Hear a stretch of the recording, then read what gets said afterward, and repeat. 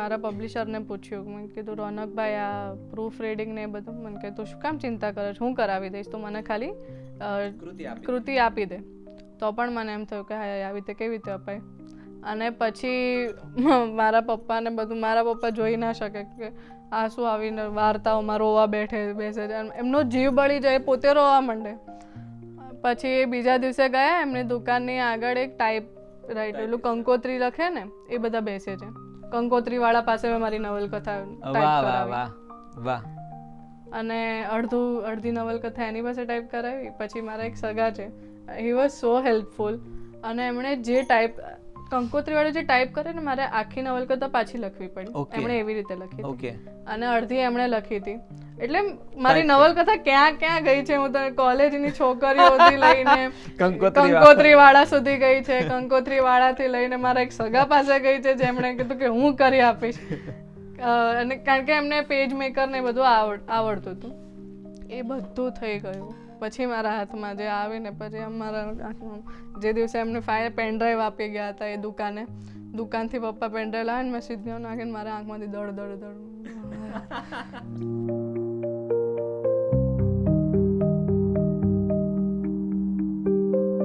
નમસ્કાર, હું છું રામ મોરી.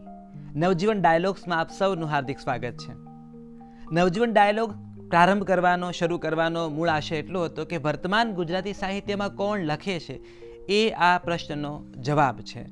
આપણી પાસે ઐતિહાસિક તવારીખો છે, આપણી પાસે ગુજરાતના પંડિત યુગમાં, ગાંધી યુગના સાહિત્યકારો વિશે બહુ બધી માહિતી છે. પણ હવે અત્યારે કોણ લખી રહ્યા છે, આ લેખકો, આ જે કવિઓ, આ જે સાહિત્યકારો છે, એમની સાહિત્યિક રચના, એમની પ્રોસેસ કયા પ્રકારની છે, એમની કૃતિઓ કેવી છે, એ સંદર્ભમાં વાત કરવા માટે આપણે ભેગા થયા છીએ. તો નવજીવન ડાયલોગ્સમાં આજે આપણી સાથે નવલકથાકાર દ્રષ્ટિ સોની ઉપસ્થિત છે. દ્રષ્ટિ, આપનું ખૂબ ખૂબ સ્વાગત છે. આપ અમારા નિમંત્રણને ખાસ માન આપી નવજીવન ડાયલોગ્સમાં પધાર્યા છો. Thank you. આપનું સ્વાગત છે દ્રષ્ટિ. માત્ર 20 વર્ષની ઉંમરે એમણે નવલકથા લખી. મારા હાથમાં આ નવલકથા છે અમાણસ. આ લઘુ નવલ 20 વર્ષમાં પ્રગટ તો થઈ, પણ વર્ષ 2021માં જ્યારે તેઓ 21 વર્ષના હતા ત્યારે એમને દિલ્હી સાહિત્ય અકાદમી તરફથી યુવા પુરસ્કાર પ્રાપ્ત થયો. અને હું ખાતરીપૂર્વક, નોટ પ્રોબેબલી, ખાતરીપૂર્વક અને સાહિત્ય અકાદમીના ઇતિહાસમાં 21મા વર્ષે એવોર્ડ પ્રાપ્ત કરનારા તેણી સૌથી યંગેસ્ટ લેખિકા છે. અને સ્પેશિયલી ગુજરાતી સાહિત્યમાં તો ખરા જ, ભારતીય સાહિત્યમાં તો છો જ, પણ ગુજરાતનો પણ એક ગૌરવ છે. તો એના માટે તમને ખાસ અભિનંદન કે આપ માત્ર 21 વર્ષની ઉંમરે યુવા પુરસ્કાર પ્રાપ્ત કરી ચૂક્યા છો. Thank you Ram. મારો પ્રશ્ન હવે એ છે દ્રષ્ટિ કે અવોર્ડ મેટર નથી કરતા, એવું હંમેશા આપણે કહેતા હોઈએ છીએ. 21 વર્ષની ઉંમરે જ્યારે તમે આ યુવા ગૌરવ પુરસ્કાર પ્રાપ્ત કરવા ગયા દિલ્હી સાહિત્ય અકાદમીનો, હવે જ્યારે એ વાતને હવે તો 4 વર્ષ થયા છે, 4 વર્ષે મારે તમને પૂછવું છે કે ખરેખર એવોર્ડ મેટર કરે છે? શું તમારું શું માનવું છે? મેટર કરે છે, કારણ કે જ્યારે નવલકથા લોન્ચ થઈ હતી ત્યારે મને ઓળખતા કદાચ 50 લોકો હશે અને હવે મને કદાચ 50માંથી 500 લોકો ઓળખે છે.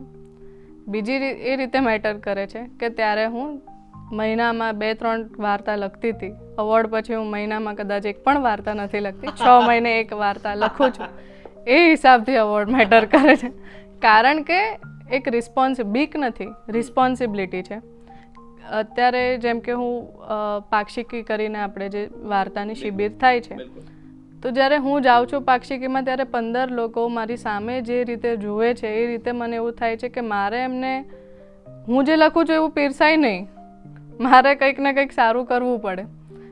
એ રિસ્પોન્સિબિલિટી તમારે અંદર બીક ગણો કે બીક ગણો, પણ કશુંક અંદર પૂરે છે જેનાથી તમે તમારી અંદર વધુ સારું ને સારું ખોળતા જાઓ છો, શોધતા જાઓ છો કે અચ્છા આ શબ્દ આવ્યો, આનાથી સારો શબ્દ શું હોય. એમાં તમારે 6 મહિને એક વાર્તા ન લખાય, એક શબ્દ જોવા જાઓ તો એ રીતે મેટર કરે છે. યસ, દ્રષ્ટિએ ખાસ વાત કરી છે પાક્ષિકીની, એટલે મારે એક ઉલ્લેખ કરવો પડે કે ગુજરાત સાહિત્ય પરિષદ અમદાવાદમાં 15 દિવસે એકવાર એક આખી વાર્તા સભાનું આયોજન થાય છે, પાક્ષિકી. અને ગુજરાતી ભાષાના જાણીતા અને નવા બધા વાર્તાકારો આવે છે અને આ વાર્તાકારો પોતાની વાર્તાઓનું વાંચીકમ કરતા હોય છે, વાર્તાઓ રજૂ કરે છે ને પછી અનુભવી લોકો એના ઉપર ખાસ ટિપ્પણીઓ કરતા હોય છે. અમારા બધા માટે પાક્ષિકી બહુ એટલે ખાસ છે, કારણ કે હું જ્યારે અમદાવાદમાં નવો આવ્યો ત્યારે દિવાન ઠાકોર આ આખી પ્રવૃત્તિ ચલાવતા હતા અને એમને બહુ અદ્ભુત રીતે આ પ્રવૃત્તિ પરિષદમાં ચલાવેલી. એ પરંપરા આજે પણ આગળ વધી રહી છે અને નવા નવા વાર્તાકારો આપણને મળી રહ્યા છે. જો હમણાં જ ગયા અઠવાડિયે એકદમ યુવા વાર્તાકાર હિરેન દેસાઈ વાર્તા વાંચવા આવેલા. તો આ પરંપરા ખાસી ફ્રૂટફુલ છે આપણા બધા માટે. અને સિનિયર વાર્તાકારો પણ આવે છે, નવનીત જાની પણ વચ્ચે આવેલા. એટલે આ એક સરસ પ્રોસેસ છે. ઓકે, તમે અવોર્ડની વાત કરી કે એક રિસ્પોન્સિબિલિટી ફીલ થાય છે, જવાબદારી તમને લાગે છે. મારે અમાણસ નવલકથા પાસે, કારણ કે આ લઘુ નવલ જે છે, પહેલાં તો નક્કી કોણે કર્યું આ લઘુ નવલ છે કે નવલ છે? પહેલાં મને એ કહો. મેં તો નથી કર્યું. ના, મેં નથી કર્યું. મને એકચ્યુઅલી અત્યારે યાદ પણ નથી કે મને કોઈકે કીધું કે શોર્ટ નોવેલ છે. ત્યારે હું પણ વિચારતી હતી કે મેં તો નવલકથા લખી હતી, શોર્ટ ક્યાંથી થઈ ગઈ? પછી મેં થોડું રિસર્ચ કર્યું અને ઘણું બધું વાંચ્યું. પછી હું પણ કન્વિન્સ થઈ ગઈ કે ના, આ લઘુ નવલ છે. પછી હું જ કહેતી થઈ ગઈ કે આ મારી લઘુ નવલ છે. જ્યારે લખતી હતી ત્યારે તો એવું જ હતું કે મેં નવલકથા લખી દીધી છે અને ખાસ ફરક નથી પડતો એવું મને લાગે છે. હા, નવલકથા હોય એમાં મારામાં પાત્રો બહુ લિમિટેડ છે મારી નવલકથામાં. એટલે એમાં પાત્રો વધારે હોય, એમાં ઘટનાઓ વધારે હોય, એમાં ઘણું બધું આમ એના પાર્ટ્સ વધારે હોય કે અહીંયા આ ચેપ્ટર પત્યું, હવે આ ચેપ્ટર એમ કરીને તમે 300 પાનાની નવલકથા લખી નાખો. એ મેં નથી કર્યું. એ મને પછી સમજાયું છે કે ના, નવલકથા નથી, આ શોર્ટ નોવેલ છે, લઘુ નવલકથા છે. કોણે કીધું એ નથી ખબર.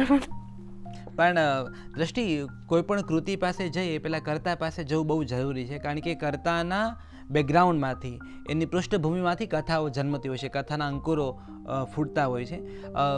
ખાસ તો જે શ્રોતાઓ છે એના માટે પણ આ દ્રષ્ટિનું બેકગ્રાઉન્ડ શું છે, એનો જન્મ ક્યાં છે, અભ્યાસ શું છે, એના વિશે થોડીક વાત કરો.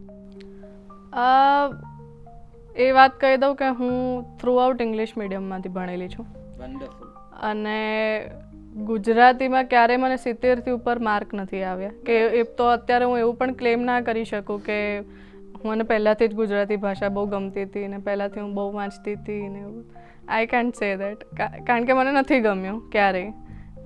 બીજી પણ એક જે વાત કરવી છે કે ઇંગ્લિશ મીડિયમમાં ભણી છું એના મને કોન્સ અત્યારે વધારે દેખાય છે કે મને એનાથી શું નથી મળ્યું. તો મને 10મા ધોરણમાં કે તમે કદાચ 8મામાં છકડો વાર્તા વાંચતા હતા એ મને નથી મળી. હું કોલેજમાં આવી ગઈ પછી મને ખબર પડી કે અચ્છા, માય ડિયર જયુ જેવા કોઈ વાર્તાકાર છે, એની એક વાર્તા છે છકડો. તો પછી હું ગૂગલ કર્યું અને પછી મને PDF મળી.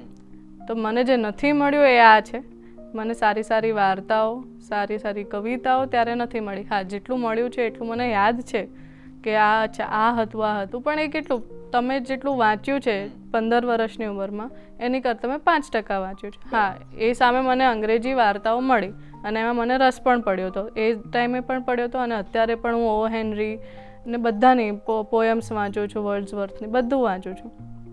બીજું એ કે પછી 10મા સુધી તો કશું જ નહોતું. મને ખબર પણ નહોતી કે મને ગુજરાતી ભાષા ગમે છે, અંગ્રેજી ભાષા ગમતી અને ત્યારે હું એમાં મથ્યા કરતી. અને પછી 11-12માં મેં સાયન્સ લીધું કારણ કે ડૉક્ટર બનવું હતું અને મારા પપ્પાનું સપનું હતું કે બંને છોકરાઓને હું ડૉક્ટર બનાવીશ. તો અને અમને પણ રસ હતો તો અમે બની ગયા. પછી કોલેજમાં હું આવી એની પહેલાં મારે 6 મહિનાનો બ્રેક હતો અને 12મામાં પણ જ્યારે બહુ બધું વાંચ્યું ત્યારે મેં નક્કી કરેલું કે ના, આપણે ફોન નથી અડવું. કારણ અમારા ટાઈમે તો ફોન આવી ગયા હતા બધા પાસે, બધાના પર્સનલ ફોન હતા 7મા-8મા ધોરણથી. ત્યારે એવું હતું કે ના, ફોન નથી અડવો, કારણ કે હું ફોન લઈશ તો 4 મિનિટનો બ્રેક 15 મિનિટમાં ક્યારે થઈ જશે કે મને નથી ખબર. તો પછી મેં મારા પપ્પા માણેક ચોકમાં કામ કરે છે, એ સોની છે.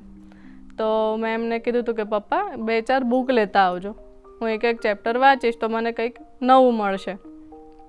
તો પપ્પા તો પોતે ગયા નહીં, એમણે કારીગરને મોકલી દીધો કે જા બુક લેતો આવ, એમ 4-5 બુક લેતો આવજે. અને કારીગર 2-4 પુસ્તકો લાવ્યો જે અત્યારે હું અડું પણ નહીં. એટલા માટે ન અડું કારણ કે એ ફોન કરતાં વધારે વેસ્ટ ઓફ ટાઈમ મને લાગે. તો ના સારું ખરાબ વાંચવું જોઈએ એવું નથી, પણ આટલું બધું ખરાબ પણ ન વાંચવું જોઈએ અને આટલી બધી વાર પણ ન વાંચવું જોઈએ. હા, પછી એવી રીતે મારું અને કારીગર લાવ્યો ગુજરાતી પુસ્તકો. એને તો એવું ખબર ના હોય કે આ બેનને અંગ્રેજી પુસ્તક આપવાના છે. ગુજરાતીની 2-4 બુક્સ લાવ્યો. સેલ્ફ હેલ્પ અમુક હતી, અમુક ફિક્શન હતી. અને પછી ત્યારે મને પણ નથી ખબર કે આ ખરાબ પુસ્તક, તો મેં પણ વાંચી લીધી. અને એમ કરતાં કરતાં મને ખબર પડી કે ના, આપણને ગુજરાતી વાંચવું ગમે છે. પછી ગ્રેજ્યુઅલી પછી રેન્ડમલી મેં લખવાનું પણ ચાલુ કર્યું હતું. અને કાલી ગેલી એક કવિતા લઈને હું 12મા ધોરણમાં મારા ગુજરાતી લેંગ્વેજ આવતી અમારે ત્યારે પણ, તો મેં એમને બતાવવા ગઈ કે જો મેં કવિતા લખી છે. અને આપણે શિક્ષકોને બહુ રિસ્પેક્ટ કરે, પણ હું આ બાબતે નથી કરતી, કારણ કે એમણે મારી કવિતા આમ એ બેઠા હતા લાઇબ્રેરીમાં આમ, અને પછી એમણે આમ કરીને બુક જોઈ, અને કવિતા ના કહેવાય. અને પછી હું આમ થોડી ચોંકી ગઈ હતી, પણ મને ખબર હતી કે ચલો બાળક છે, આપણે આવું જ લખીએ. અને પછી હું જતી રહી હતી. મને એક જ ફરિયાદ છે એમની માટે, જો એ વિડીયો જોશે તો કદાચ એમને ખબર પડશે કે મેં આવું કર્યું હતું, યાદ હોય તો. મને એક જ ફરિયાદ છે કે તમે મને એમ કીધું કે આ કવિતા ન કહેવાય, તમે મને એમ કેમ ન કીધું કે આ કવિતા આને કહેવાય, જો તું આને આમ કર તો આ કવિતા તારી થઈ જશે. મને ક્લ્યુલેસ કેમ મોકલી? પ્રશ્ન મોકલ્યો કે પ્રશ્ન લઈને મોકલી કે તો કવિતા કોને કહેવાય, પણ મને ક્લ્યુલેસ નહોતી રાખવાની, કારણ કે એમને ખબર હતી. એમની ડ્યુટી ખાલી મને કવિતા નથી એમ કહેવાની નથી, કવિતા શું છે એ કહેવાની પણ છે. તો એ પછી કવિતા નથી એમ કરીને તો હું બહાર નીકળી ગઈ. પછી કવિતા વિશે થોડું, એટલે એમ કહેવા જઈએ કે હું વાર્તાકાર અત્યારે છું, પણ મેં પહેલાં કવિતા લખી હતી. અને પછી છંદ આવા હોય, મને કશું જ નથી ખબર. છંદ શું હોય મને નથી ખબર. આપણે ભણવામાં તમને આવે છંદ શું છે, સમાસ શું છે, એ કશું જ મને નથી ખબર. તો એ બધું મેં થોડું થોડું વાંચ્યું, પણ એ દરમિયાન હું કોલેજમાં હતી, તો હું બહુ સમય ના આપી શકી. સાથે સંગીતને બધા જ શોખ હું લઈને ચાલતી હતી, લખવાના, સંગીતના.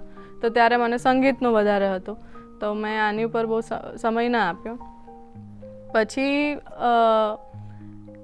ધીરે ધીરે જેમ જેમ વાંચતી ગઈ એમ ટૂંકી વાર્તા મારા હાથમાં આવી. બક્ષીની વાર્તાઓ આવી, પછી કાજલબેનની વાર્તાઓ તો પહેલાં જ આવી ગઈ, અને ઘણી બધી વાર્તાઓ. અને એમ કરીને મેં વાર્તાઓ વાંચવાનું શરૂ કર્યું.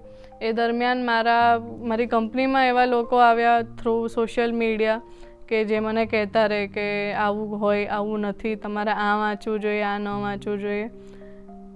પછી એક અલગ જ હું વિષયમાં આવી ગઈ કે તે ક્યારેય ભગવતી કુમાર શર્માને વાંચ્યા ને? મેં કીધું હે, એ કિસ ચિડિયા કા નામ, એમ કરીને મેં કીધું ના, નથી વાંચ્યા.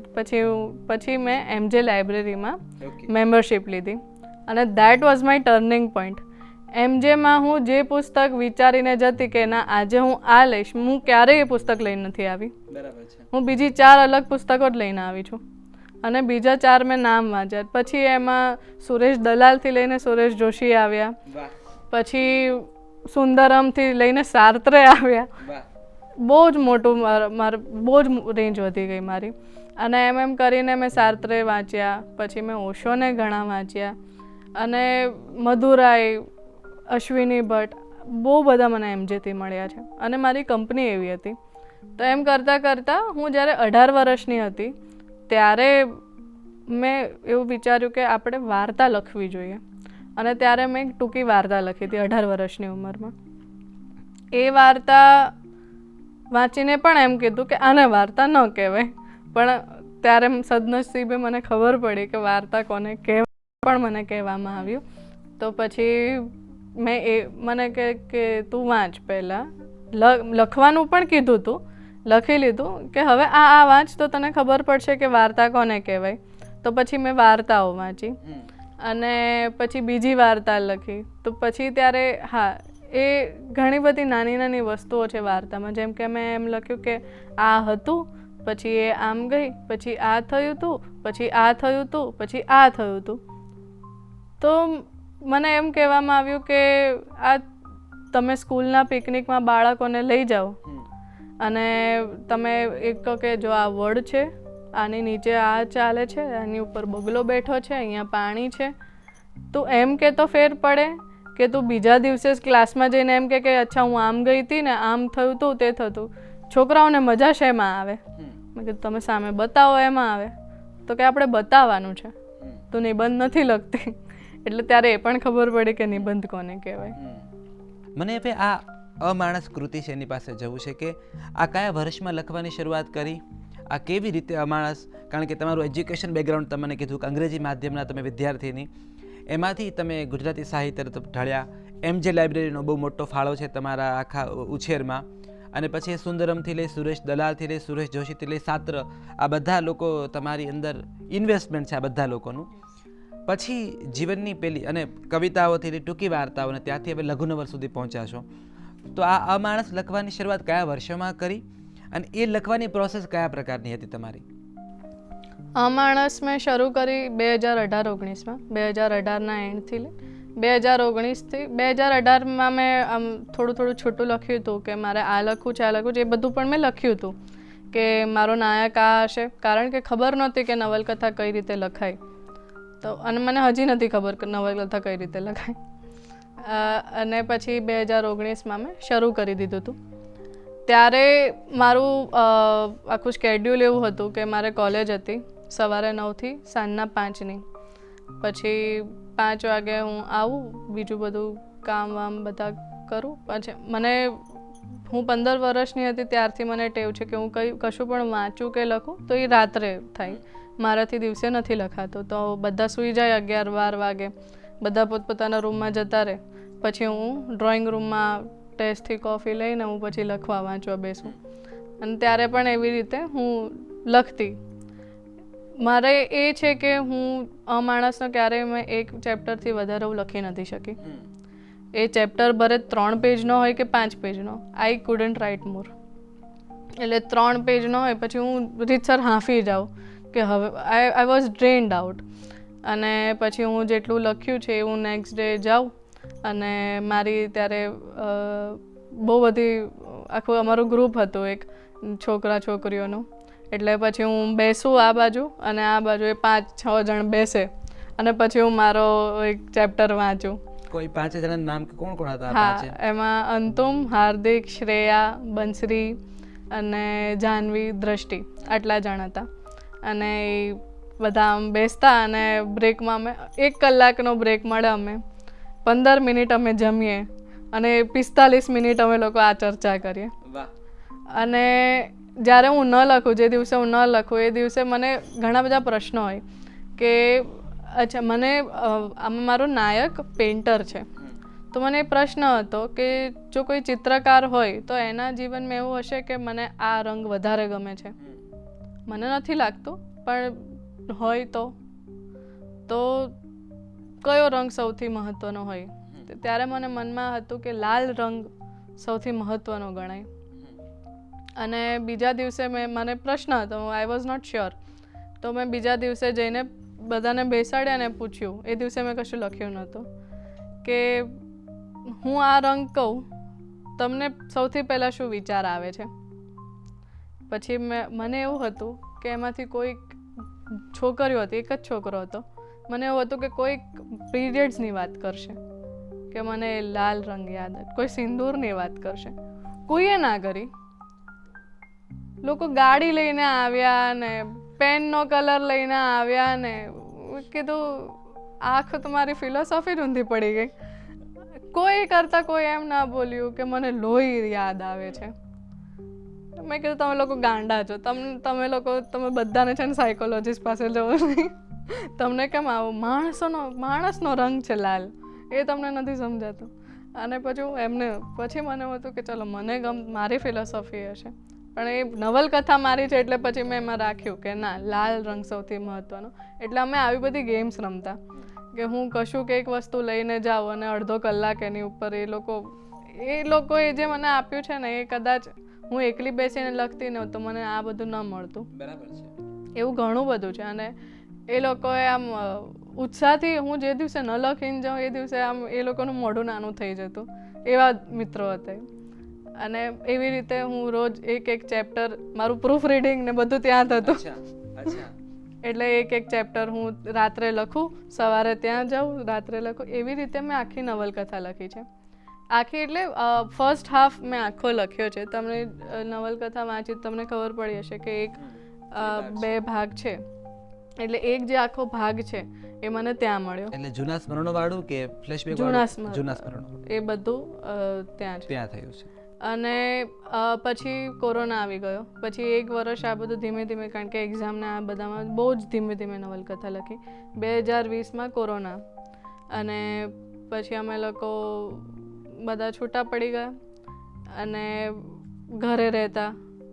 ઘરે મેં શરૂ કર્યું પાછું લખવાનું, અને 1 મહિનામાં મેં આખો બીજો સેકન્ડ હાફ મેં લખી દીધો હતો. પછી એવું થયું કે મને અંત નહોતો મળતો. મારા મનમાં પહેલાંથી હતો કે આ અંત હશે, પણ પછી બધું નકારતા ગઈ, અને પછી મને એવું હતું કે અંત નથી મળતો. અને મને યાદ છે 12 જાન્યુઆરી 2020માં મને મારો અંત મળ્યો હતો. ડેટ સાથે યાદ છે. અને બપોરના 4 વાગ્યા હતા, એ પણ મને યાદ છે. અને બપોરના 4 વાગે હું બાલ્કનીમાં બેઠી હતી, અને પછી અહીંયા મારા મમ્મી બાજુમાં બેઠા હતા, સામે મારા બા બેઠા હતા, અને આમ લેપટોપમાં મજી હતી. મારા બા કે આ શું કરે છે, ચા મૂકને. મેં તારા બાને જોયા છે તો હું ઇમેજિન કરી શકું છું.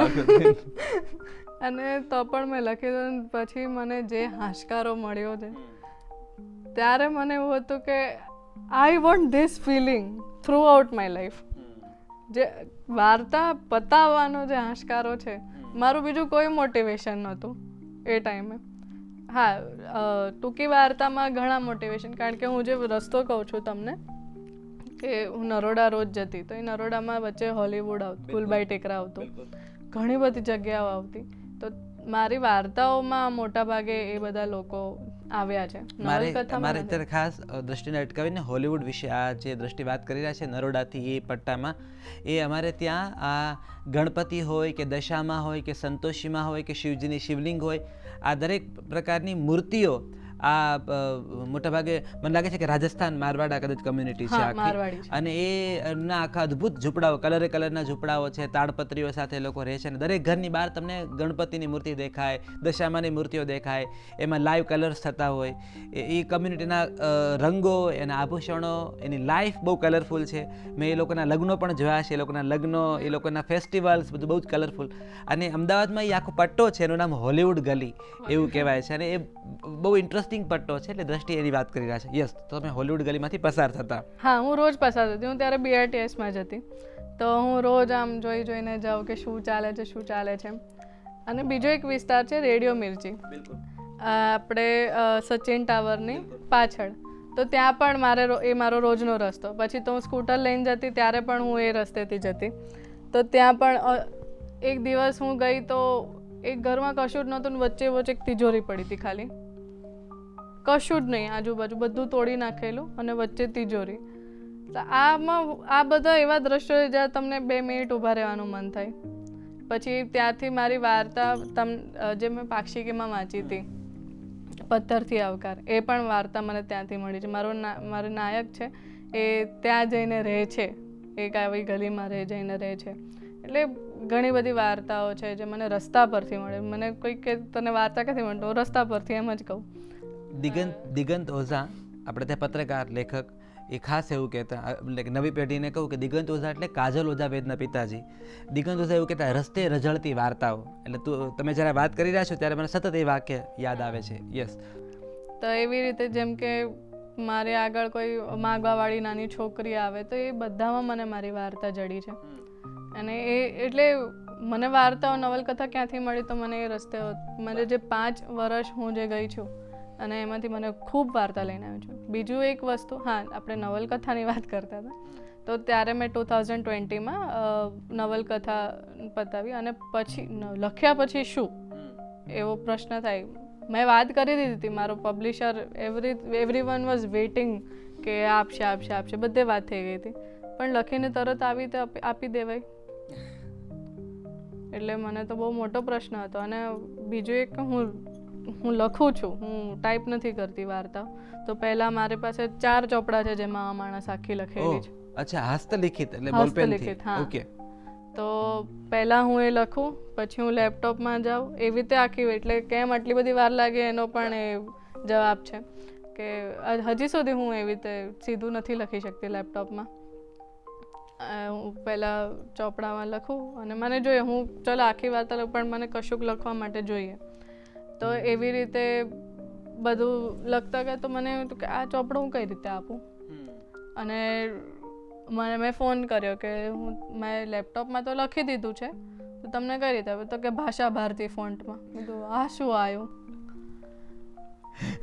આઈ વોઝ સો શોક્ડ. અને Bhasha Bharati font is what? મેં એ શું છે? પછી પેજ મેકર આવ્યું પાછું.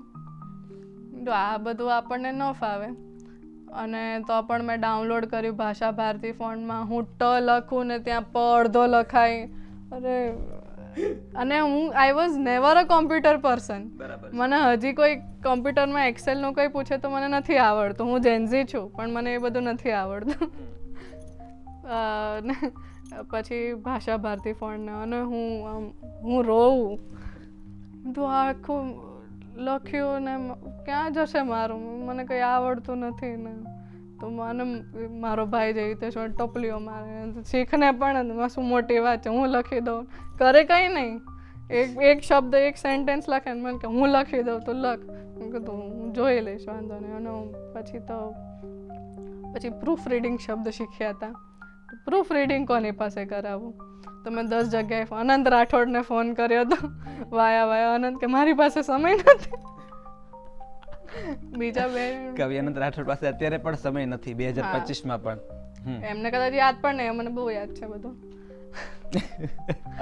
અને એ દરમિયાન પાછો એમાં એક વસ્તુ મેં અક્ષય પાસે કીધું હતું કે અનંત 2020માં ત્યારે અક્ષયને તમે પૂછ્યું હતું કે અનંત રાઠોડ નો સંપર્ક આપો અથવા એને કહો એમ? હા, મેં પૂછ્યું હતું કે મારી પાસે કોઈ કોન્ટેક્ટ નથી. મેં એને પૂછ્યું હતું કે પ્રૂફ રીડિંગ કોણ કરે?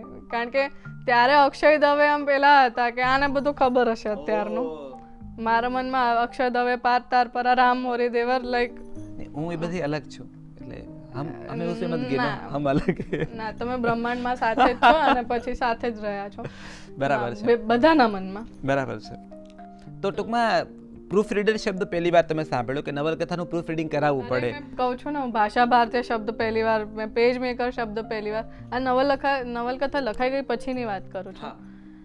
અને પછી મેં રોનક, મારા પબ્લિશરને પૂછ્યું. મેં કીધું રોનકભાઈ આ પ્રૂફ રીડિંગ ને એ બધું, મને કહે તું શું કામ ચિંતા કરે છે, હું કરાવી દઈશ, તો મને ખાલી કૃતિ આપી દે. તો પણ મને એમ થયું કે હા આવી રીતે કેવી રીતે અપાય. અને પછી મારા પપ્પાને બધું, મારા પપ્પા જોઈ ના શકે કે આ શું આવીને વાર્તાઓમાં રોવા બેસે છે. એમનો જીવ બળી જાય, પોતે રોવા માંડે. પછી એ બીજા દિવસે ગયા, એમની દુકાનની આગળ એક ટાઈપ રાઈટ પેલું કંકોત્રી લખે ને એ બધા બેસે છે. કંકોત્રી વાળા પાસે મેં મારી નવલકથા ટાઈપ કરાવી. અને અડધી નવલકથા એની પાસે ટાઈપ કરાવી. પછી મારા એક સગા છે, હી વોઝ સો હેલ્પફુલ. અને એમણે જે ટાઈપ કંકોત્રી વાળું જે ટાઈપ કરે ને, મારે આખી નવલકથા પાછી લખવી પડી. એમણે એવી રીતે લખી હતી અને અડધી એમણે લખી હતી. એટલે મારી નવલકથા ક્યાં ક્યાં ગઈ છે, હું તો કોલેજની છોકરીઓથી લઈને કંકોત્રી વાળા સુધી ગઈ છે. કંકોત્રી વાળાથી લઈને મારા એક સગા પાસે ગઈ છે, જેમણે કીધું કે હું કરી આપીશ. અને કારણ કે એમને પેજ મેકર ને બધું આવડતું હતું. એ બધું થઈ ગયું. પછી મારા હાથમાં જે આવીને પછી અમારા હાથમાં જે દિવસે એમને પેનડ્રાઈવ આપી ગયા હતા એ દુકાનથી પપ્પા પેનડ્રાઈવ લાવે ને મેં સીધો નાખીને મારા આંખમાંથી દડ. અને પછી એ ટાઈમે જુલાઈ 2020 સુધીમાં મેં જે પેઇન્ટિંગ છે એ રોમાંચ સોની પાસે કરાવ્યું છે. બહુ સુંદર ચિત્રકાર છે રોમાંચ, અને એને સુંદર, અને તમારો મિત્ર છે. હા, એ દરમિયાન અમે કોરોનામાં અમારી મિત્રતા, અમે વાતો કરતા એવી રીતે મિત્રતા થઈ હતી ને. પછી મેં કીધું કે મારી નવલકથા આવે છે ને આ વસ્તુ છે. એમણે મને કીધું હતું કે હું તમને મેમાં આપી દઈશ. પછી મને એમણે સપ્ટેમ્બરમાં તો આપી દીધું હતું. પછી સપ્ટેમ્બરમાં એણે આપી દીધું. પછી હું આખી બધું થલ્લો હું લઈને ગઈ રોનક પાસે કે જો આ મારું પેઇન્ટિંગ છે, આ છે અને તમે હવે કરો. પ્રકાશિત કરો. અને પેઇન્ટિંગ જોઈને કોની પાસે કરાવ્યું? તો મેં કીધું રોમાંચ પાસે કરાવ્યું. મેં કીધું કે બરાબર. અને પછી 2021 માર્ચમાં મને માર્ચ 5માં મને મારી નવલકથા મળી. એટલે એ જે આખો 1.5 વર્ષ મેં કાઢ્યું છે લખ્યા પછીથી પ્રકાશિત થયા સુધીનું, એ મારી માટે સૌથી અઘરો હતો નવલકથા લખવા કરતાં. એટલે ભાઈ આમાં આ એક ઇન્ટરેસ્ટિંગ તમે આખી પ્રોસેસ કીધી એક નવા નિશાળિયા તરીકે, અને આપણે આ ડાયલોગ્સના માધ્યમથી એ પણ દર્શકોને કહેવા માગીએ છીએ, કારણ કે એવા પણ નવા લેખક લેખિકાઓ છે કે જેને લખવું છે ને આ સાંભળી રહ્યા છે. દ્રષ્ટિ શી ઇઝ અ ક્યુરિયસ સોલ, એને બહુ જ જિજ્ઞાસા છે, અને ખાસ તો સંપર્ક અને યોગ્ય રસ્તો નહીં મળ્યો એટલે એની પ્રોસેસ એટલી લંબાઈ ગઈ. પણ સામાન્ય રીતે જ્યારે તમે કોઈ કૃતિ, સાહિત્યિક કૃતિ લખો છો કાગળ ઉપર કે લેપટોપ પર, એ કૃતિ તમારે પબ્લિશરને આપવાની હોય છે, અને પછી આ પ્રૂફ રીડિંગથી લઈ બાકીનું બધું કામ પબ્લિશર કરતા હોય છે, અને એ કામ સરળ થઈ જતું હોય છે. પણ મારા દ્રષ્ટિએ નવલકથા પાસે જવું છે. અમાણસ મૂળ નવલકથા, અને તમે 20મા વર્ષની ઉંમરે આ નવલકથા લખી. જ્યારે એક ઉંમર હોય છે જ્યારે પહેલાં પ્રેમની વાતો લોકો કરતા હોય છે, એ ફૂલ ગુલાબી દિલોની વાત કરતા હોય છે, એ ફર્સ્ટ હાર્ટ બ્રેકની વાતો કરતા હોય છે, સેડ શાયરીનો આખો પીરિયડ, જ્યારે ટિકટોક નહોતું આવ્યું પણ એ આખો એક પીરિયડ હોય છે. એવા ગાળામાં જ્યારે સામાજિક ચેતનાઓ, સામાજિક પ્રશ્નો, તમે તો સાતરથી લઈ સુરેશ દલાલ આ બધાને વાંચ્યા, એક સજાતી સંબંધો તરફ પ્રેરાયેલો વ્યક્તિ કે જે પોતે એવું માને છે કે પોતાની જગ્યા શોધી રહ્યો છે, આ હોમોફોબિક એટમોસ્ફિયરની વચ્ચે જ્યારે તમે પહેલી કૃતિ લઈને આવી રહ્યા હતા, તમને કેવો ડર લાગતો હતો કે મારો નાયક છે એ ગે છોકરો છે, હું એની એક નવલકથા લખી રહી છું, એ પણ મારી 20મા વર્ષની ઉંમરે? કારણ કે હું એવું નથી માનતો કે તમે એ વાતથી અજાણ હો કે આસપાસનું એટમોસ્ફિયર કંઈ આવા પ્રકારના વિષય કે આ પ્રકારની વ્યક્તિ માટે બહુ વેલકમિંગ નથી. તો એવા એટમોસ્ફિયરમાં એક ગે પાત્ર વિશે નવલકથા લખવી, તમારો નાયક જ સમાજની ધરાધોરણને ડિઝાઇનથી જુદો છે. તમારી ધ બેસ્ટ પાર્ટ વોઝ કે તમે વિચાર જ નહોતા આવ્યો એવો શું હતું આખી એ વખતની મનોમંથન? ના, મને બધા જ બધી જ અવેરનેસ સાથે મેં બુક લોન્ચ કરી છે. અને મેં જ્યારે બુક લોન્ચ કરી ત્યારે મારી સાથે જે બોલવાવાળા હતા એ કોઈએ પુસ્તક નહોતું વાંચ્યું. ઓ, આ તો સૌથી કરુણ હોય છે, કોઈએ નહોતું વાંચ્યું. અને મેં મોકલેલું પુસ્તક બધાને, અને કોઈએ પુસ્તક નહોતું વાંચ્યું. હવે એ સારી વસ્તુ છે કે ખરાબ એ મને નથી ખબર. અનફોર્ચ્યુનેટલી ખરાબ વસ્તુ છે. મને એવું બહુ છે, હું ખાસ નવા વિદ્યાર્થીઓને કહું છું, નવા લેખકોને કહું છું કે તમારી કૃતિ જ્યારે તમે કોઈને આપો છો, અને આપણે એ અપેક્ષા જ આપીએ કે તમે આ નવલકથા વિશે વાંચીને આવો. હું તો કહું એવા લોકો પાસે પ્રસ્તાવનાઓ પણ ન લખાવો જે વાંચ્યા વગર લખવાના હોય. 2025માં જ્યારે આપણે જીવીએ છીએ ત્યારે હવે એ કોણે પ્રસ્તાવના લખી એનું મહત્વ ખરેખર ડાઉન થયું છે. આપણે પ્રસ્તાવનાનું પણ મારે કહેવું છે કે પ્લીઝ પ્રસ્તાવના સુમંત રાવલે લખી છે. એ ઘણા નવલકથાને બધું એમણે લખ્યું છે, વાર્તાઓ લખી છે. અને દર્શક આચાર્ય વાયા મને એમનો નંબર, અભિમન્યુ આચાર્ય, દર્શક આચાર્ય, એ વાયા મને એમનો નંબર મળ્યો હતો. અને સુમંત રાવલ છે એ ટાઈપ કરતા કે ફોન પર વાત કરતા પણ એમને નથી ફાવતું, અને મેં ક્યારે એમની સાથે વાત નહોતી કરી. અને એવી રીતે મારું પુસ્તક જે સ્પાઇરલ આપણે જે કરીને આપ્યું હોય ત્યારે પણ મેં લખેલું હતું પુસ્તક, કારણ કે મને ખબર છે એમને કોમ્પ્યુટર નથી ફાવતું. તો મેં આખી જે નવલકથા મેં લખી હતી એની આખી ઝેરોક્સ કરાવી, એમને મોકલી હતી સુરેન્દ્રનગર, અને ત્યારે એમણે મને ખાલી 1 અઠવાડિયામાં આખું પુસ્તક વાંચી. અને તમે એમની પ્રસ્તાવના વાંચો, 10 પાનાની પ્રસ્તાવના એમણે મને મોકલી. અને બહુ કરુણ વસ્તુ છે કે પછી મને અઠવાડિયા 15 દિવસ પછી મને મેસેજ આવ્યો હતો કે સુમંત રાવલ ઇઝ નો મોર. એટલે એક અલગ પ્રકારની મેમરીઝ તમારા માટે. હા, અલગ મેમરી. અને મને એમને પુસ્તક બહુ ગમ્યું હતું. એની પ્રસ્તાવનામાં ખબર પડે છે કે મને પુસ્તક ગમ્યું છે. અને તમને હવે જે તમારો પ્રશ્ન હતો કે તમને બીક નહોતી લાગતી, ત્યારે મારી બીક અડધી દૂર થઈ ગઈ હતી કે હું કોઈ 80-82 વર્ષના માણસને મારું પુસ્તક મોકલું છું, આવા વિષય પરનું મોકલું છું, અને એમને ગમ્યું છે. તો મારામાં કોન્ફિડન્સ, તમારું વિમોચન કરવા માટે ખૂબ કોન્ફિડન્સ જોઈએ તમારી કૃતિ માટે. અને મારો સ્વભાવ એવો બિલકુલ નથી, મારી પાસે જે છે એમાં પણ હું કોન્ફિડન્ટ નથી. એટલે ત્યારે મને આ કોન્ફિડન્સ ક્યાંથી આવ્યો તો એમનામાંથી આવ્યો છે કે માણસે મારે પુસ્તક વાંચ્યું, 10 પાનાની પ્રસ્તાવના મને મોકલી છે ને આટલી ડિટેલ પ્રસ્તાવના કે એમ તમને ખબર પડે કે એમણે વાંચી છે પુસ્તક. એટલે તમે કોઈને પુસ્તક મોકલો તો એવી રીતે મોકલો કે તમને વિશ્વાસ હોય કે એટલીસ્ટ આ માણસ વાંચશે. એવું ના થાય કે પછી એમને સામેથી આમ ઉપરથી જોઈને. Deep reading is must. બિલકુલ. એટલે હું તો એ વાતનો બહુ જ વિરોધી છું કે અમુક પ્રકારના લોભ એટલે જતા કરો કે તમે મારી પ્રસ્તાવના લખશો તો મારું બુક બેસ્ટસેલર બની જશે, એવું હવે એ સમય પૂરો થઈ ચૂક્યો છે. સો એની કરતાં જે ખરેખર વાંચીને અભ્યાસો હોય એવા લોકોની આંખ ફરે તો બહુ આપણને મદદ થતી હોય છે નવોદિત તરીકે. તો હવે આ વિષય ઉપર આવું છું કે એ વખતની તમારી મૂંઝવણો કયા પ્રકારની હતી? સૌથી મોટી મૂંઝવણ તો આ જ હતી કે કારણ કે મારી ઉંમર નહોતી હું બુક લોન્ચ કરું એ. હું 19 વર્ષની હતી. મારી પાસે ના પૈસા હોય કે કશું જ ન હોય, પપ્પા બધું કરતા હોય. અને એ દરમિયાન તો મને એવું હતું કે આ લખી લીધી છે, હવે શું, હવે કોણ વાંચશે? તો ત્યારે રોનક એઝ અ પબ્લિશર એણે મને બહુ જ મદદ કરી. એણે મને કીધું કે તું એક કામ કર, તું લોન્ચ કરતાં પહેલાં એક ટ્રેલર બનાવી. એ બધું તો આપણને બહુ ગમે. પછી મેં રોમાંચને એને બધાની મદદ લીધી હતી ને પછી મેં ટ્રેલર બનાવ્યું હતું પુસ્તકનું. એટલે ત્યારે એ બધી પ્રોસેસમાં મને કદાચ બીક નહોતી. નો બટ હું wood love to repeat my question. આ પ્રોસેસની વાત થઈ ગઈ, પણ લખતી વખતે પણ એવું થતું હતું કે હું આ જે સબ્જેક્ટમાં એન્ટર થઈ રહી છું આ સબ્જેક્ટને કેવી રીતે લોકો એક્સેપ્ટ કરશે? કે કારણ કે આપણે છે ને એવું છે કે લખાતા શબ્દની વચ્ચે લોકો આત્મકથા શોધે છે સતત હંમેશા, અને છે જ, તમે એનાથી છેડો ફાડી ના શકો. દરેક કૃતિમાંથી લોકો આત્મકથાના ટુકડાઓ શોધતા હોય છે. એવો દ્રષ્ટિને ક્યાંય ડર લાગેલો કે લોકો આમાં મારી આત્મકથા શોધવાનો પ્રયત્ન કરશે? હા, બસ મને એ જાણવું છે. મને એવું હતું કે લોકોને એમ જ લાગશે કે આઈ એમ ગે, આઈ એમ લેસ્બિયન. મને વિશ્વાસ હતો કે લોકો આઈ વોઝ શ્યોર કૃતિના આધારે લોકો પકડશે. અને ત્યારે તો એમ પણ કહેવાતું કે માણસની પહેલી નવલકથા એની આત્મકથા જ હોય છે.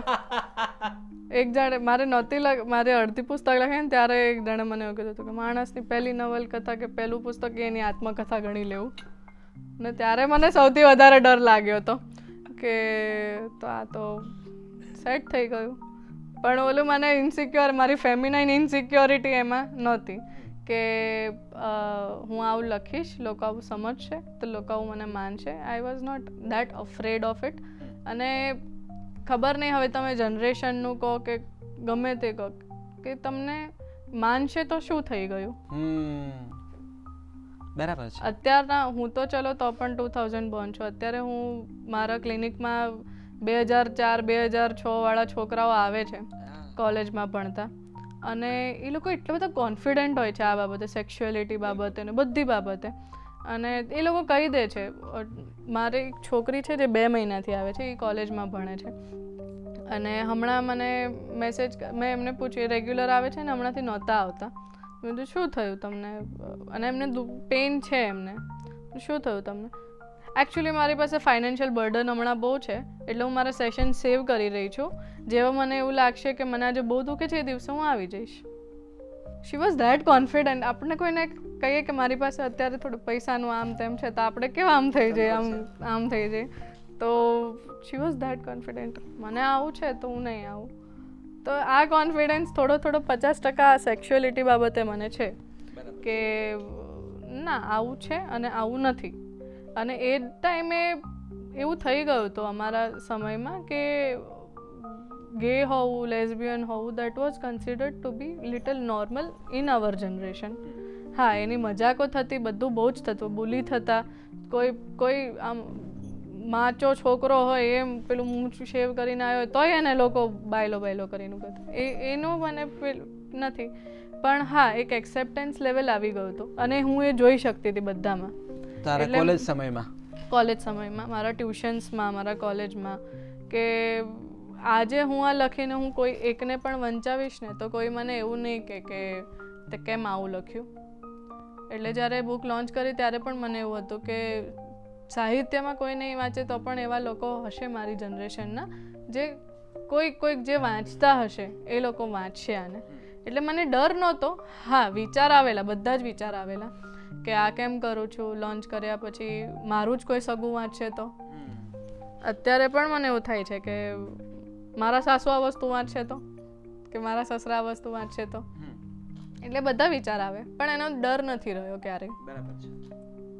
સો આ અમાણસ નવલકથાનો જે નાયક છે, બહુ સરસ વાત છે કે એ નાયકનું નામ અંકુશ છે. આપણે કેટલું બધું આમ મિનિંગફુલ છે કે જેની ઉપર ઓલરેડી અંકુશો મૂકવામાં આવ્યા છે, ઇમોશનલી, સોશિયલી, સાયકોલોજીકલી, દરેક પ્રકારના નામ અંકુશ છે. અને આ જે નાયક છે એને ઉંમરના એક પડાવે સમજાઈ જાય છે કે એની જાતિ વૃત્તિ જુદી છે અને એને પુરુષમાં રસ વધારે પડે છે, સ્ત્રીઓમાં રસ નથી પડતો. અને પછી એનો આખો, કારણ કે એક સિંગલ ચાઇલ્ડ છે મા બાપનું, અને મા બાપના જે લગ્નના ઘર્ષણો છે એના પણ એક સંતાનો પર એક અસર થતી હોય છે. એની વાત તમે નવલકથામાં સરસ રીતે ઝીલી છે. પછી તમે આખો બીજો દેશ લઈ આવ્યા છો અને ત્યાં એને શિફ્ટ કર્યો છે. તમે બહારના જે દ્રશ્યો લખ્યા છે, એ જે બહારમાં નિયમિત જતો હોય છે, લીઝા નામનું આખું કેરેક્ટર છે. ઘણીવાર કેવું છે કે સપોર્ટિંગ કેરેક્ટર થકી પણ તમારા લીડ કેરેક્ટરના લેયર્સ વધારે ખુલતા હોય છે. મારે અંકુશની આખી મારે એ જાણવું છે કે દ્રષ્ટિ 20 વર્ષની ઉંમરે તમે એક અંકુશ, એક ગે છોકરાની સાયકોલોજી સાથે 20 વર્ષની ઉંમરે તમે કેવી રીતે પાર પાડ્યું? તમારી પ્રોસેસ શું હતી આ સાયકોલોજીને સમજવાની, એમની ફિઝિકલ જે આખી જે બિહેવિયર પેટર્ન છે એને સમજવાની, એની માનસિક બિહેવિયર પેટર્નને સમજવાની પ્રોસેસ કયા પ્રકારની રહેશે? તમે શું કર્યું હતું એના માટે? It is nothing change. હું એક સ્ત્રી થઈને જ મેં લખ્યું છે આ વસ્તુ. મને ખબર છે કે એક સ્ત્રીને શું જોઈએ, કારણ કે હું જે છોકરા વિશે લખું છું એ અંદરથી તો સ્ત્રી જ છે. તો મને ક્યારે એવું નથી લાગ્યું કે હું મારાથી કંઈક જુદું લખ્યું છું. મારે એને સેક્સ્યુઅલી પ્લીઝ કરવો હોય તો how would a woman please herself? એક સ્ત્રી કઈ રીતે કરશે? તો મેં એને એવી રીતે લખ્યું છે. એક છોકરા સાથે રહીને એને કેવું ફીલ થાય, એના હાથને અડે તો એના વેઢાને આમ અડે આમ આંગળીનું, તો એને કેવું ફીલ થતું છે મને ઓલરેડી ખબર હતી, કારણ કે હું સ્ત્રી છું. કે કોઈ છોકરો અડે તો કેવું ફીલ થાય મને ખબર હતી. હા, બીજું એક છે કે એના પેરેન્ટ સાથે કઈ રીતે, તો એ પણ મેં એવી રીતે જ લખ્યું છે કે કાલ ઉઠીને હું કોઈ છોકરાને લઈને મારા મા બાપ પાસે જઈશ તો એમનો કેવો રિએક્શન હશે. અથવા હા, ઇટ ઇઝ નોટ સેમ, કારણ કે મારી રિસ્પોન્સિબિલિટી, એક છોકરાની રિસ્પોન્સિબિલિટી અને એક છોકરીની રિસ્પોન્સિબિલિટીમાં જમીન આસમાનનો ફરક છે. અને મને કાયમ એવું અઘરું લાગ્યું છે કે છોકરાની રિસ્પોન્સિબિલિટી છોકરીઓ કરતાં બહુ જ ઊંચી છે. કારણ કે છોકરીઓની છે it is a part of life એવું છે, બટ છોકરાની responsibility directly focus is on life. તમારું જીવન કેવું રહેશે એક છોકરા ઉપર નિર્ભર કરે છે. છોકરી પર કરે છે, હવે કરે છે, પહેલાં નહોતું કરતું, આજથી 10 વર્ષ પહેલાં પણ નહોતું કરતું. એમાં મને કોઈ શંકા નથી અને આઈ એમ વેલકમ આર્ગ્યુમેન્ટ્સ ફોર દેટ. એટલે હા, પેરેન્ટ સામે એમાં મા બાપનું બહુ મોટો એક રોલ છે કે મા બાપ પાસે પણ પછી એ બધું ઇમેજિનેશન હતું કે કોઈ ગે છોકરો જાય મા બાપ પાસે તો એ શું કહે, સામે એના મા બાપ એને શું કહે, એ બધા મારા પ્રશ્નો, મારા જવાબ હતા. અને ત્યારે હું મને પ્રશ્ન પૂછી શકતી હતી આવા બદલે, એટલે ઇટ વોઝ ઓલ સોર્ટેડ. બીજું કે ત્યાં જઈને મેં ત્યાં સુધીમાં હવે 18 વર્ષની ઉંમરમાં મેં કોઈ બારમાં પગ મૂક્યો હોય, ન હું ભારતની બહાર ગઈ છું કે મને પોટ્સડેમ જેવો એક નાનો, એ બધું મારું રિસર્ચ હતું કે અચ્છા આ ન્યુયોર્ક છે તો ન્યુયોર્કની નજીક કે શું છે કે માણસ ન્યુયોર્કમાં તો ન રહી શકે, તો એની નજીક કયું ગામ છે, તો મેં ગૂગલ પર સર્ચ કર્યું પ્લેસીસ નિયર ન્યુયોર્ક. એમાં પછી પોટ્સડેમ મળ્યું. પછી પોટ્સડેમના જે આર્ટ કોલેજ કઈ છે પોટ્સડેમની, તો એ બધું મારું રિસર્ચ હતું. અને રિસર્ચનો ભાગ છે અને એ સારું છે કે રિસર્ચમાં મારી નવલકથા નથી પતી ગઈ, એટલે એ લિમિટેશન પણ મને ખબર હતી કે ના આપણે આટલું જ કરું. પછી પોટ્સડેમના રસ્તા પર કેવો સ્ટ્રીટ લાઇટ છે એ મારે નથી બતાવવું. પણ એના માટે તમે કોઈ રિયલ લાઈફ કેરેક્ટર સ્ટડી કરેલા ખરા આ નવલકથા માટે? નેવર, ના, મેં નથી કોઈ મૂવી પણ જોયેલું. કોઈ આવા પાત્રો જોયેલા છે? હું એવું કહેવા માંગુ છું, રિયલ લાઈફ કેસ સ્ટડી ક્યારે કર્યા છે અથવા તમારી કોલેજમાં કે મિત્ર વર્તુળમાં કોઈ એવા પાત્રો તમે જોયા હોય? તો તમારા માટે આખું એક આ ફિક્શનલ વર્લ્ડ હતું જે તમારે ક્રિએટ કરવાનું હતું. બધું જ નવું હતું, કહું છું ને. અને મેં એક સ્ત્રી રહીને જ આખી વાર્તા, મારું કેરેક્ટર છે હું જ છું, પણ એનું શરીર મેં પુરુષનું લઈ લીધું છે. બિલકુલ. અને ભાઈ અમાણસ ટાઇટલ કેમ? અમાણસ એ મેં જ કોઈન કરેલો શબ્દ છે, એ હું બહુ અહમ સાથે કહું છું. અને એ એટલા માટે કારણ કે તમે ખાલી અંકુશને એમાં ન જુઓ. એ મારો એક હું એ કહું છું કે અંકુશ એમાં નથી, એમાં લીસા છે, એમાં છોકરાની માં છે, એનો બાપ છે, એમાં એક રેપિસ્ટ છે. એટલે આ બધા જ મને અમાણસ છે, જે માણસમાં નથી ગણાઈ રહ્યા. અંકુશ તો નથી જ ગણાઈ રહ્યો, એને તો કહેવામાં આવે છે. એક પ્રોસ્ટિટ્યુટ છે લીસા, કે જેને માણસ નથી ગણતા. બીજો એની મમ્મી છે, કે એની મમ્મીને કોઈ એમ કે તે તારા છોકરા માટે શું કર્યું, તારા as a mother you have failed, as a wife you have failed, કારણ કે તમે તમારા પતિને નથી સાચવી શક્યા. એઝ અ હ્યુમન તો તમે કશું રહ્યા જ નથી. પછી દેન તમારા કોઈ ગોલ્સ નથી કે નથી તમારા મનમાં એવું કે ના મારે આ કરવું છે, તો એને પણ કોઈ માણસ નથી ગણતું. એ જો અંકુશની માં ના હોય, એ ચલો એ બાઈ છે, એ ડિવોર્સ લઈને ક્યાંક ઊભી હોય વચ્ચે, તો એની પાસે શું રહ્યું? કશું જ નથી. તો એ માણસમાં નહીં ગણાય. એનો બાપ છે, તો એને તો he is so cruel, he is so rude, એને તમે ન ગણો. અને પછી એનો એક મિત્ર આવે છે વચ્ચે, મૌલિક. તો મૌલિક પણ તમે જો એકલો રહેનારો માણસ છે, કે કોઈ અને કાલે ઉઠીને અહીંયા આવશે તો કોઈને ખબર નહીં પડે કે આ શું છે, એનું કશું હી ઇઝ નથિંગ. તો એને પણ હું માણસમાં, તમે જો એક વસ્તુને તમે મારા નાયકને સેક્સ્યુઅલિટીના લીધે જ ખાલી માણસમાં ન ગણો, તો તમારા પર્સનલી તમે જુઓ કે તમારી અંદર એવું શું છે કે હું તમને માણસમાં ગણું. ખાલી સેક્સ્યુઅલિટી, કે તમારા અંદર કંઈક એવું છે કે તમે રેપિસ્ટ છે, તો એ રેપિસ્ટ નથી ગણાતો માણસમાં. એની પાસે પણ એવું એક વસ્તુ છે. પછી લીસા છે, તો એ નથી ગણાતી માણસમાં, એ પણ પ્રોસ્ટિટ્યુટ છે. તમે બધાને અમાણસ કહી દો. જે માણસો નથી એની આ કથા છે અમાણસ. તો મારે પ્રશ્ન એ પૂછવો છે કે એક કલાકાર છે ને સતત અપડેટ થતો હોય છે, સતત નવું શીખતો હોય છે, અને આપણી કૃતિની મર્યાદા લેખક તરીકે આપણને ખબર હોય જ, અને એની મજા છે. હું કહું છું કે પૂર્ણ નથી ને એનું એક સૌંદર્ય છે. એટલે હું મારી જૂની કૃતિઓ જોઉં તો મને એની નબળાઈ એટલી દેખાય, ઉડી નાખે, વળગે. હવે જ્યારે 2025માં તમે લખી રહ્યા છો, અમાણસ બાદ તમે શું શીખ્યા? મારે એ જાણવું છે, શું શીખ્યા તમે અમાણસમાં? એટલે સૌથી પહેલાં તો ભાષા. ઓકે. અત્યારની જે પુસ્તકની ભાષા છે એ હું ન સ્વીકારું. એટલે સૌથી પહેલાં તો તમારે નાયકની કઈ ભાષા હોય, કોઈ બી હોવી જોઈએ. તમે એક જેન્ઝી પાત્ર રાખો તો એની ભાષા કેવી હોય, એ આમ વર્તુળ ને એવા બધા શબ્દો ન વાપરે. એટલે પહેલાં સૌથી પહેલાં તો ભાષા. મને મારી નવલકથાનો ક્રાફ્ટ ગમ્યો છે. બિલકુલ. ક્રાફ્ટ બહુ સરસ છે, હું ન બદલું. બિલકુલ. એનો જે એક પછી એક વસ્તુ આવે છે, આઈ લાઈક ઇટ, એ હું ના બદલું. સૌથી મહત્વની વસ્તુ ભાષા છે, તો મારે આખી રીરાઇટ કરવી જ પડે. અને એમાં સૌથી પહેલાં તો હું એના ડાયલોગ સુધારું, એની ભાષા સુધારું. ખેર એટલાય નડતા નથી તમે, એટલે એ તો લેખકનો પોતાનો એક અસંતોષ અને હોય છે. એમ દ્રષ્ટિ અત્યારે શું અમાણસને, કારણ કે હવે આ 21માં પ્રગટ થઈ આ નવલકથા, 25 એટલે 4 વર્ષનો આખો ગાળો પસાર થઈ ગયો છે.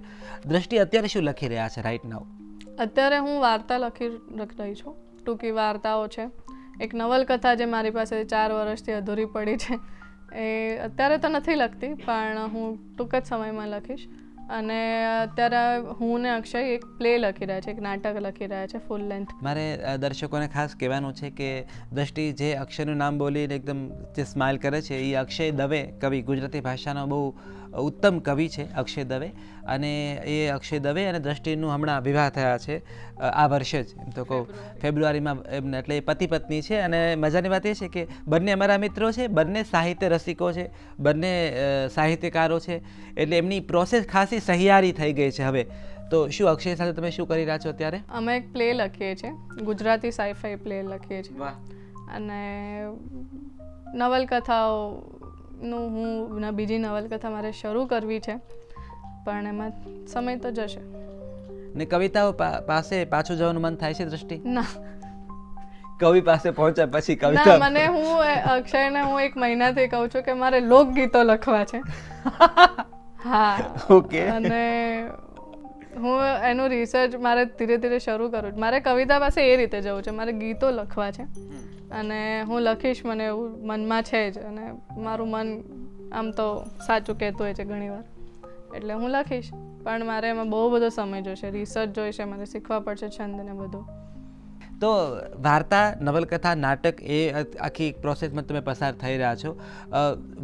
મારે એ પૂછવું છે, કારણ કે દરેક લેખક છે ને એના પાયામાં કેટલાક લેખકો, કેટલાક પુસ્તકો હોય છે. આપણો ઇન્ટરવ્યૂ જ્યારે પૂરો થવા જઈ રહ્યો છે, આપણો સંવાદ, ત્યારે મને એ વાત ખાસ મૂકવી છે કે તમારા થકી અમારા દર્શકોને કેટલાક પુસ્તકો અને કેટલાક લેખકો એવા ખબર પડે. તમને ગમતા ગુજરાતી સાહિત્યકારો કયા? ગુજરાતી સાહિત્યકારો સુરેશ જોશી સૌથી પહેલાં,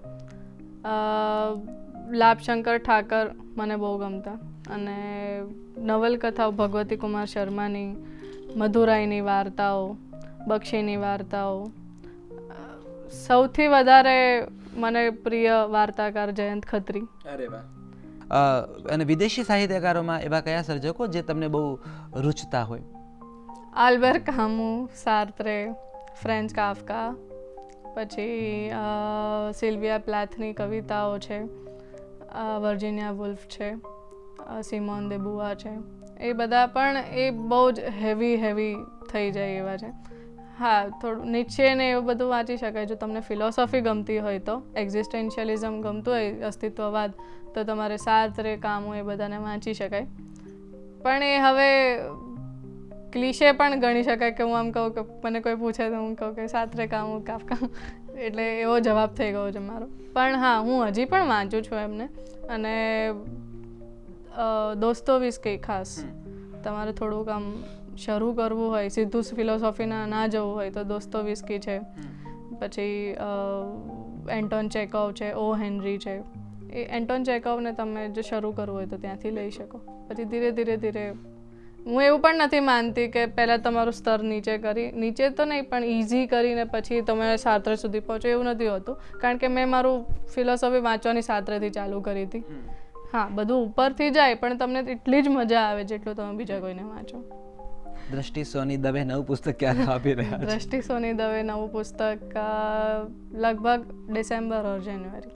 ડિસેમ્બર 2025 ની આસપાસ એવી શક્યતા ખરી કે નવું પુસ્તક? અને એ વાર્તા સંગ્રહ છે, નવલકથા છે કા? લગભગ નાટક હશે જે અમે લોકો લખી રહ્યા છે, સાઈ-ફાઈ પ્લે એ હશે. તો ખરા અર્થમાં દ્રષ્ટિ સોની દવે. દ્રષ્ટિ સોની દવે, બિલકુલ. તો અક્ષય દવે અને તમારું એ સહિયારું દ્રષ્ટિ સોનીની એ જે નાટક છે એ પ્રગટ થાય ને ગુજરાતી સાહિત્યને ઉત્તમ ગુજરાતી સાઈ-ફાઈ નાટક મળે એની મને ઇંતજારી રહેશે. નવભારત સાહિત્ય મંદિર દ્વારા આ અમાણસ લઘુનવલ પ્રગટ થઈ છે અને એના માટે દ્રષ્ટિને ખાસ યુવા ગૌરવ પુરસ્કાર દિલ્હી સાહિત્ય અકાદમી તરફથી મળ્યો છે અને ભારતના તેઓ સૌથી નાની ઉંમરના લેખક છે જેમને આ પુરસ્કાર મળ્યો છે. અમને એ વાતનું બહુ ગૌરવ છે. અમને એ વાતનું પણ ગૌરવ છે કે તમે સતત વાંચો છો, કારણ કે અત્યારના સમયમાં વાંચતા લેખકો ખૂબ ઓછા છે. તો એની વચ્ચે તમારી વાંચન પ્રવૃત્તિ સરસ ચાલી રહી છે. તમે સતત લખો અને નવજીવન ડાયલોગ્સના મંચ ઉપર તમે પધાર્યા અને ખાસ તમે તમારી પ્રોસેસ વિશે બહુ રસપ્રદ અને બહુ ઓનેસ્ટ તમે આખી વાત કરી. એના માટે હું નવજીવન ડાયલોગ્સની સમગ્ર ટીમ વતી આપનો ખાસ આભાર માનું છું. Thank you Ram. નવજીવનનો હું પણ આભાર માનું છું કે અહીં બોલાવીને તમે નવા લેખકો પાસે ક્યાંકથી કંઈક ને કંઈક શોધીને લાવો છો અને બોલતા તમને ન ખબર હોય કે તમે તમારા મનના કયા ખૂણામાં જઈ રહ્યા છો. અને એ આપવા માટે, એક્સપિરિયન્સ આપવા માટે નવજીવનનો, રામનો, શિલ્પા દેસાઈ, વિવેક દેસાઈ સરનો ખૂબ ખૂબ આભાર માનું છું.